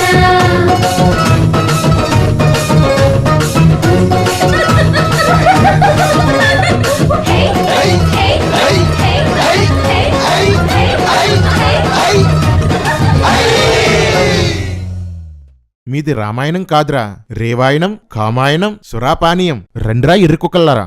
ఏంట్రా మీ ఋషి రేవు పార్టీ ఇస్తున్నాడా? అందుకేనేట్రా మీ స్వామీజీలందరూ పగలు పవిత్రులు, రాత్రులు రసికులుగా మారిపోతారు. ఇదరా సనాతన ధర్మం అంటే? అంతేగా అంతేగా. అమ్మాయిల్ని ఇంపోర్ట్ చేసి పడుకోబెడతారా? అప్పటి నుండి ఇప్పటి వరకు మీ ఆశ్రమాల్లో జరిగేవన్నీ ఇవే కదా. పోరంబోకు పనులన్నీ మీరు చేస్తూ మాకు నీతులు చెప్తారా? భరతుడితో పాటు ఆడవాళ్ళు కూడా వచ్చారు కదా, వాళ్ళని గంధర్వులతో పడుకోబెట్టారా? మీది పురాతన ధర్మం కాదురా, పోరంబోకు ధర్మం. అడవి పంది మాంసాన్ని దుంపాని తర్జుమా చేశారా. మా కొలిగ్గు ఒక బేపనోడు ఉండివాడు. నైట్ కూరేంట్రా అంటే పొటాటో అనేవాడు. ఇప్పుడు అర్థమైందిరా దుంపంటే ఏంటో. సురాపానం అని శ్లోకంలో ఉంటే చెరుకు రసం అని తర్జుమా చేస్తారా? మాంసం అని శ్లోకంలో ఉంటే ఫలాలని తర్జుమా చేస్తారా? మద్యపు బావులు అని రాసుంటే మజ్జిగ బావులని తర్జుమా చేస్తారా? ఏరా ఉన్నది ఉన్నట్లు తర్జుమా చేయడానికి సిగ్గేసిందా? అసలు తర్జుమా చేసినవాడు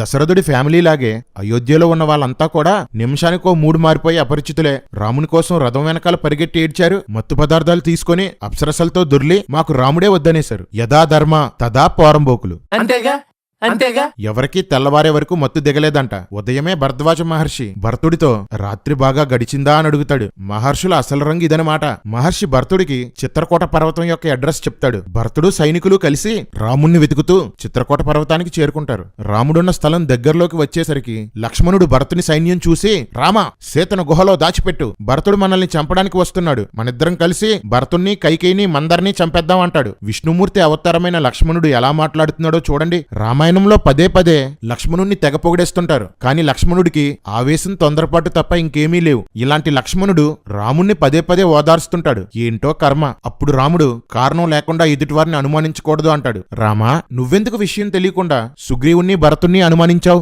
బాబాలా కూర్చొని సొల్లు చెప్తావు కానీ బాగుపడే పని ఒక్కటే చెయ్యు. తండ్రిని ప్రసన్నం చేసుకొని భరతుడు నాకు రాజ్యం ఇవ్వడానికి వస్తున్నాడేమో అంటాడు. పైకి కనపడవు గాని లోపల నీకు చాలా ఆశలున్నాయి భయ్యా. మనల్ని అయోధ్యకు తీసుకువెళ్ళడానికి దశరథుడే వచ్చి ఉంటాడని రాముడు అంటాడు. లోపలేమో అయోధ్యకు వెళ్లిపోవాలని ఉంది. వెళ్లిపోతే కీర్తి ప్రతిష్టలు రావని ఇంకో బాధ. పాపం రాముడు నలిగిపోతున్నాడు.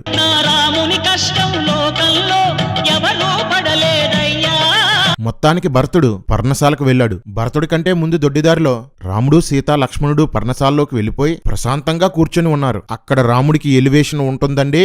సముద్ర జలముల వరకు వ్యాపించి ఉన్న సమస్త భూమండలానికి ప్రభువైన రాముడు అని రాశారు. అప్పటికి రాముడు అయోధ్యకు కూడా రాజు కాదురా. ఏంట్రా ఈ షోయింగ్లు? రాముణ్ణి చూడగానే భరతుడు ఏడు పాపుకోలేకపోయాడు. నలుగురు అన్నదమ్ములు ఏడ్చి కౌగిలించుకున్నారు. ఈసారి రాముడు ఎలాంటివాడో లేయర్స్ గా బయటపడుతుంది. భరతునితో, తండ్రి గారు ఎక్కడా? నువ్వు ఇక్కడికి ఎందుకొచ్చావు? రాజ్యం ఎలా ఉంది? బ్రాహ్మణులకు నమస్కారం చేస్తున్నావా? పక్షపాతం లేకుండా తీర్పు తీరుస్తున్నావా? అంటూ 74 కుశల ప్రశ్నలు వేస్తాడు. ఇంతకంటే మూర్ఖంగా మాట్లాడేవాడు ఎవడైనా ఉంటాడా? ఎవడైనా రెండో మూడో ప్రశ్నలు వేసి సమాధానం తెలుసుకొని మళ్ళీ అడుగుతాడు. ఆగకుండా 74 ప్రశ్నలు అడుగుతారా? అలా మాట్లాడేవాడు రాముడా, మూర్ఖుడా? పైగా ఆ ప్రశ్నలన్నీ రాముడికే రాజ్యం పరిపాలించడం వచ్చు అన్నట్లుగా గొప్ప చెప్పుకున్నట్లుంటాయి. ఇంకో జోక్ ఏంటంటే, భరతుడు అయోధ్యకు వచ్చి 1 నెల రోజులు కూడా అవ్వలేదు. అంతలోనే రాజ్యంలో 74 విషయాలు ఏం చేసేస్తాడు? ఇప్పుడు కర్రిగాడొచ్చి యోబు గ్రంథంలో యెహోవా వచ్చి యోబుని ప్రశ్నల మీద ప్రశ్నలు అడగలేదా అంటాడు. కర్రీ, దేవుడు మనిషిని నిలదీస్తూ ప్రశ్నించడం, మనిషిని కుశల ప్రశ్నలు అడగడం రెండూ ఒకటేనారా? మనిషికి దేవుడికి తేడా తెలియకే కదరా మీ ధర్మం మనుషులను దేవుళ్ళను చేసింది, దేవుళ్లను వ్యభిచారులు చేసింది. మనుషులు చేసిన దేవుళ్ళారా, పాపాలను ఉండ్రాళ్ళుగా చేసి మోసాలను జిల్లేళ్లుగా పోసి ఇలవేలుపుగా ఊరేగించారు. ఈ మహానుభావులు ప్రజల కళ్ళకే గంతలు కట్టారు. రాముడు ఎప్పుడు ఆపుతాడా అని చూసి గ్యాప్ దొరకగానే, నాకు పట్టాభిషేకం అవ్వలేదు, నీ మీద బెంగతో తండ్రి గారు చనిపోయారు అని చెప్తాడు. ఆ మాట వినగానే రాముడు గాయ్స్ మూర్చపోయాడు. జై శ్రీ మూర్ఛ రామాయణ మహా. రాముడు కోలుకొని తండ్రి కోసం విలపించి పిండం పెట్టి స్నానాలు చేసి రామలక్ష్మణులు ఆశ్రమంలోనికి వచ్చారు. అంతలో వారి తల్లులు లోపలికి వచ్చి రాముని అవతారాన్ని చూసి గొల్లుమని ఏడ్చారు. లక్ష్మణుడు కూడా వనవాసంలోనే ఉన్నాడు కదరా, అతన్ని చూసి ఎందుకు ఏడలేదు? నిజానికి సేవలన్నీ చేసేది అతనే కదరా. రాముడికి డబ్బా కొట్టడానికి రాసిన సొల్లు పురాణం రైది. రాముడు తల్లులను చూసి వాళ్ళ పాదాలకు నమస్కారం చేస్తుంటే తల్లులు రాముడి వీపుపై నిమురుతూ అక్కడున్న ధూళి తుడిచారంట. ఎరికొక్కలో ఇప్పుడే కదరా స్నానం చేసి వచ్చాడు, ధూళి ఎక్కడి నుండి వచ్చిందిరా? సొల్లు రాతలో సొల్లు పుస్తకము. భరతుడు రాముణ్ణి అయోధ్యకు రమ్మని చేతులెత్తి కాళ్ళు మొక్కి చాలాసేపు బ్రతిమాలుతాడు. నాకు తండ్రి ఆజ్ఞే ముఖ్యమని. రాముడు రానంటాడు. నీ బదులు నేను వనవాసంలో ఉంటాను, నా బదులు నువ్వు అయోధ్యకు రాజుగా ఉండు అని భరతుడు రాముణ్ణి ఎంత వేడుకున్నా రాముడు మాత్రం ఒప్పుకోడు. నువ్వు కూడా తండ్రి ఆజ్ఞ పాటించు అని చెప్తాడు. ఎర్రిగొడ్లు, ఇప్పుడు రాముడు చెప్పింది సరిగ్గా వినండ్రా. ధీరుడైన పురుషుడెవడో విలపించకూడదు, ఏడవకూడదు అంటాడు. తర్వాతి కాండాల్లో ప్రతిదానికి రాముడు ఏడవడం, విలవిలా విలపించడం చూస్తారు. అంటే రామాయణం ప్రకారం రాముడు ధీరుడు కాదు, ధర్మబుద్ధి దయాళుడైనవాడు, స్వర్గానికి వెళ్లాలనుకున్నవాడు, పెద్దల ఆజ్ఞలు పాటించాలని రాముడు అంటాడు. కాని భరతుడు దశరథుని ఆజ్ఞ పాటించలేదు, తాను పట్టాభిషిక్తుడు అవ్వలేదు. అంటే రామాయణం ప్రకారం భరతుడు ధర్మాన్ని పాటించలేదు. అంటే స్వర్గం నుండి అవతారంగా వచ్చిన భరతుడు స్వర్గానికి వెళ్లే అర్హతను కోల్పోయాడన్నమాట. ఫ్యామిలీ మొత్తం ఆడామగాని తేడా లేకుండా ధర్మం తప్పి బ్రతుకుతున్నారన్నమాట. ఇదండి రామాయణం. వినండి ఈ సొల్లు పురాణం. వినుడు వినుడు రామాయణ గాథ వినుడి మనసారా. తల్లి ఎంత దుష్టురాలైనా తల్లిని చంపడం ధర్మం కాదని భరతుడు అంటాడు. కాని దశావతారాల్లో ఒకటిగా చెప్పుకునే పరశురాముడు గండ్రగొడ్డలితో తల్లి తల నరికి చంపేశాడు. ఎవడ్రా ఇంతకీ మీ ధర్మంలో ధర్మాత్ముడు? ఇది ధర్మమని బోధించే బాబాల దగ్గర నుంచి ఈ ధర్మాన్ని పాటించకపోతే చంపుతామనే మతోన్మాదుల వరకు అందరూ ధర్మం తప్పిన వాళ్లేరా. మొత్తం స్క్రాప్ ఇక్కడే ఉందేంట్రా? ఇక్కడ భరతుడు రాముడికి లేని రామలక్షణాలు చెప్తాడు. రాముడు దుఃఖానికి కృంగిపోడట, సొల్లు. సంతోషానికి పొంగిపోడట, మళ్ళీ సొల్లు. రాముడు దేనికి పరితపించడట, సొల్లు ప్రో. ఎట్టి బాధలకు చెలించడట, సొల్లు మ్యాక్స్. ఇందాక నేను చెప్పాను కదా పట్టాభిషేకంలో ఒక విషయం చెప్తానని, జాగ్రత్తగా వినండి. రండి బాబు రండి, ఇప్పుడేం జరిగిందో మీరే చూడండి. చిత్రకోట థియేటర్లో డ్రామా రాముడు. ఎర్రి ఎద్దులు, బురదలో పందులు, వినండి. రాముడు భరతునితో దశరథుడు కైకేయిని వివాహం చేసుకునే సమయంలో కైకేయికి పుట్టిన వాడికే రాజ్యాధికారం ఇస్తాను అని కైకేయి తండ్రికి మాట ఇచ్చాడు అని చెప్తాడు. ఈ ఒక్క మాటతో దశరథుని కుటుంబమంతా ధర్మ విరుద్ధమైనదని తేలిపోతుంది. మావగారికి మాటిచ్చి కూడా కైకేయి కొడుకైన భరతుడికి పట్టాభిషేకం చేయకుండా రాముడికి పట్టాభిషేకం చెయ్యాలనుకున్న దశరథుడు ధర్మం తప్పాడు. దశరథుడు కైకేయి తండ్రికి మాట ఇచ్చిన విషయం రాముడికే తెలిసిందంటే కౌసల్యకు కూడా తెలిసే ఉంటుంది. రాత్రి పగలు కలిసి పడుకునే లక్ష్మణుడికి తెలిసే ఉంటుంది. భర్త ఇచ్చిన మాటకు వ్యతిరేకంగా రాముడు రాజవ్వాలని కోరుకున్న కౌసల్య కూడా ధర్మం తప్పింది. దశరథుడు రాముడు పుట్టకముందే మాటిచ్చాడు కాబట్టి న్యాయంగా సింహాసనం మీద కూర్చోవలసింది భరతుడే. అలాంటిది రాముడికి పట్టాభిషేకం చేయడానికి భరతున్నే చంపేద్దామనుకున్న లక్ష్మణుడు కూడా ధర్మం తప్పినవాడే. రాముణ్ణి తీసుకురండ్రా. రామా, దశరథుడు మాట ఇచ్చిన విషయం తెలిసి కూడా రేపే నీకు పట్టాభిషేకమని దశరథుడు నీతో చెప్తే భరతుణ్ణి కదా రాజుని చెయ్యాలని చెప్పడం మానేసి ముత్తైదులా మంగళ స్నానం చేసి రెడీ అయిపోతావా? రాజ్యం తీసుకుందామని నక్క వినయం నటించావు. మధ్యలో కైకేయి అడ్డుపడడంతో తండ్రి మాట తొక్క అంటూ కబుర్లు చెప్పావు. నువ్వు దశరథ రాముడివి కాదు, దొంగ రాముడివి, దగారాముడివి. దశరథుడు కైకేయికి ఆమె తండ్రికి మాట ఇచ్చాడని విషయం తెలిసి కూడా తండ్రి మాటని పాటించని భరతుడు కూడా ధర్మం తప్పినవాడే. రే ఎర్రికర్రి, ఇంకెవడ్రా నీ రామాయణంలో ధర్మం పాటించినవాడు? దొంగన కొడుకులండి, దొంగన ఎవరిని నమ్మడానికి వీల్లేదు, ఎవరిని నమ్మడానికి వీల్లేదు. నువ్వెళ్లి పట్టాభిషేకం చేసుకుంటేనే దశరథుడు సత్యవంతుడవుతాడని భరతునితో రాముడు చెప్పాడు. వశిష్ఠుడు రాముని వంశావళి చెప్తూ అయోధ్యని నువ్వే పరిపాలించని రాముడితో చెప్తాడు. అయినా రాముడు ఒప్పుకోకపోవడంతో భరతుడు నిరాహార దీక్షకి కూర్చుంటాడు. అప్పుడు అంతరిక్షంలో అదృశ్యులుగా ఉన్న ఋషీశ్వరులు, రాజర్షులు భరతునికి ప్రత్యక్షమై రాముడు వనవాసంలో ఉంటేనే ఒక గొప్ప కార్యం జరుగుతుందని చెప్తారు. రే ఏంట్రా ఈ సొల్లు? ఉన్న సొల్లుగాలతోనే చేస్తుంటే వీళ్ళెవర్రా మధ్యలో? ఇక భరతుడికి చేసేది లేక రాముడు వనవాసం చేయడానికి ఒప్పుకుంటాడు. ఇక దశరథుడు కైకేయికిచ్చిన మాటల్లో మిగిలినది భరతుని పట్టాభిషేకం. కైకేయి కూడా రాముడి దగ్గర భరతుణ్ణి పట్టాభిషేకం చేయించాలని మాట తీసుకుంది. భరతుడు పట్టాభిషేకం చేసుకుంటేనే రాముడు మాట తప్పని వాడవుతాడు, తండ్రిని మాట తప్పని వానిగా చేస్తాడు. భరతుడు రాముడితో నువ్వు వనవాసం చెయ్యి, నేను నీ బంగారు చెప్పులు తీసుకొచ్చాను, వాటిని తొడుక్కొని వెంటనే తీసి ఇస్తే వాటిని సింహాసనంపై పెట్టి వాటికి పట్టాభిషేకం చేస్తాను అంటాడు. రాముడు నిజంగానే గొప్ప వంశంలో పుడితే ధర్మాత్ముడైతే అలా కుదరదు, నువ్వే రాజుగా పట్టాభిషేకం చేసుకో, కావాలంటే వనవాసం తర్వాత నేను రాజుగా పరిపాలిస్తాను అనాలి. కాని రాముడు ఒక్కసారంటే ఒక్కసారి కూడా అది తప్పని కాని అలా చేయకూడదని కాని నిన్నటిదాకా తండ్రి కూర్చున్న సింహాసనం మీద నా చెప్పులు పెడతావా అని కాని ఇంత రాజ్యానికి చెప్పుల్ని రాజుగా చేస్తావా అని కాని ఒక్క మాట అనలేదు. వెంటనే భరతుణ్ణి కౌగిలించుకొని తన చెప్పులిచ్చేస్తాడు. ఇంకేం తండ్రి మాట నెరవేర్చాడ్రా మీ రాముడు? ఇంకేం రాజ్యాన్ని త్యాగం చేశాడ్రా? మా రాముడు తండ్రి కోసం వనాలకు వెళ్ళాడు, సీత కోసం యుద్ధాలు చేశాడని చెప్తారేంట్రా? మీ రాముడు మాట తప్పిన మోసగాడు, రాజ్యాధికారం లాక్కున్న దొంగ. శృతి నాదే, రివాల్వర్ నాదే. కాదు కాదు, వనవాసము నాదే, పట్టాభిషేకం నాదే.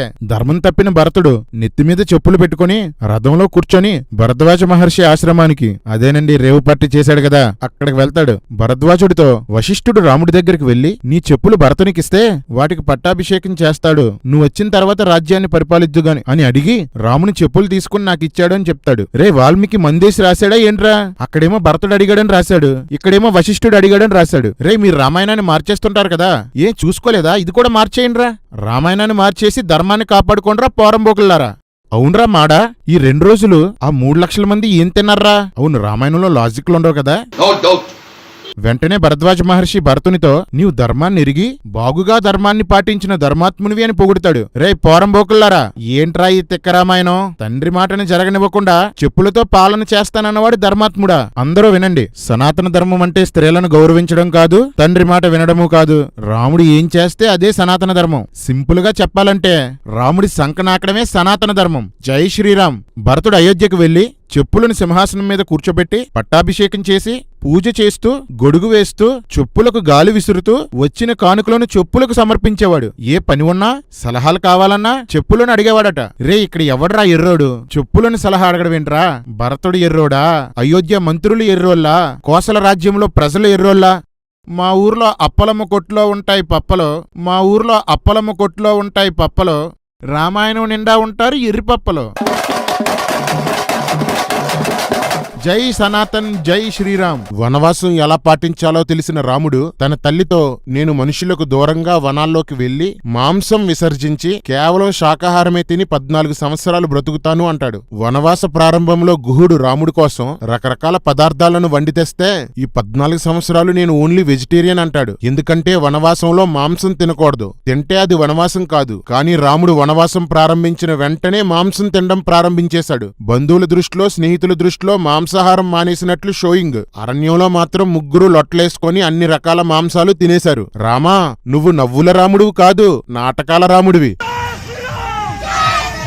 ఘోరం ఏంటంటే రాముడు వనవాసం చేస్తున్నందుకు రాముడి మీద ప్రేమతో భరతుడు నందిగ్రామంలో ఉండిపోయి 14 సంవత్సరాలు మాంసాహారం మానేసి బక్క చిక్కిపోయాడు. రాముడు మాత్రం రోజూ మాంసం తిని తిని బలిసిపోయాడు. రాముడు ఎంత మోసగాడో చూడండి. తండ్రితో వనవాసానికి వెళ్తున్నానని మాట ఇచ్చి మీట్ పార్టీకి వెళ్ళాడు. తండ్రికిచ్చిన మాట తప్పాడు, తల్లితో అబద్ధాలు చెప్పాడు, తమ్ముణ్ణి మోసం చేశాడు, తన చెప్పుల్ని సింహాసనం ఎక్కించుకున్నాడు. రామ, నీ పేరు తెలుగులో కంటే ఇంగ్లీష్ లోనే సరిగ్గా సరిపోతుంది. అన్నా, రాముడి పేరు ఇంగ్లీష్లో ఏంటి? రా అంటే కమ్, 3 అంటే 3, రాముడు అంటే కంత్రి. అందుకేరా కంత్రి సినిమా తీయాలని డైరెక్టర్ అనుకొని ఆ పేరుకు తగిన హీరో ఎవరా అని రాముడి పేరున్న హీరోని పెట్టుకున్నాడు. जय श्री राम। రాముడి కంటే పెద్ద కంత్రి ఎవరంటే గీతా ప్రెస్ వాళ్ళు. అన్ని భాషల్లోనూ రాముడు మాంసం తినలేదు, మద్యం తాగలేదు అని మార్చేశారు. సీతారాములు వనవాసానికి ముందు, వనవాస కాలంలో, వనవాసం తర్వాత కూడా మాంసం తిన్నారు, మందు కొట్టారు. రాముడు మాంసం తిన్నాడా లేదా అనేది నా పాయింట్ కాదు. ఎందుకంటే మనుస్మృతి ప్రకారం బ్రాహ్మణులు కూడా మాంసం తినొచ్చు. రాముడు తింటే నాకు అభ్యంతరం ఏముంటుంది? కానీ బ్రాహ్మణులైనా క్షత్రియులైనా యజ్ఞం కోసం బలిచ్చిన జంతువు యొక్క మాంసం మాత్రమే తినాలి. గురువులకి ఇవ్వగా మిగిలిన మాంసం మాత్రమే తినాలి. వినోదం కోసం కాని మాంసం కోసం గాని జంతువును వేటాడి తింటే అది హింస, అధర్మం. ఆ జంతువును వేటాడినవాడు, దాని మాంసాన్ని తీసుకున్నవాడు, దాన్ని వండినవాడు, వడ్డించినవాడు కూడా నరకానికి పోతాడు. రామలక్ష్మణులు మాంసం కోసం జంతువులను చంపారు. ఎక్కువ సార్లు రాముడే ఆ మాంసాన్ని కోసేవాడు, సీత వండేది, లక్ష్మణుడు వడ్డించేవాడు, రాముడు సీతకి తినిపించేవాడు. కాబట్టి ముగ్గురు సనాతన ధర్మాన్ని మీరారు. అంటే వాళ్ళు ముగ్గురు ఇప్పుడు నరకంలో ఉన్నారన్నమాట. ఒరై పిచ్చి కుక్కల్లారా, వెర్రి పందుల్లారా, జై శ్రీరామ్ జై శ్రీరామ్ అని మీరు జై జైలు కొడుతున్న రాముడే మీ సనాతన ధర్మాన్ని లెక్క చేయలేదురా. రేయ్ మాడా, రేయ్ కేడి, రేయ్ లంబడి, అచ్చూసిన ఆంబోతుల్లా మీడియాల్లోనూ రోడ్ల మీద తిరగడం కాదు. ఒకసారి రామాయణం చదివి మీ దేవుళ్ళ కోసం, ధర్మం కోసం తెలుసుకోండ్రా వెదవల్లారా. అందరికీ చిత్రకోట అడ్రస్ తెలిసిపోతుందని రాముడు అత్రి మహర్షి అనసూయల ఆశ్రమానికి వెళ్తాడు. ఈ అనసూయ సీతకు బంగారు ఆభరణాలు, రత్నాలు ధరించుకోవడానికి ఇస్తే ఒళ్ళంతా బంగారం ధరించుకొని అరణ్యంలోనికి ప్రవేశిస్తారు. అంతటితో అయోధ్యకాండ పూర్తయి అరణ్యకాండం ప్రారంభమవుతుంది.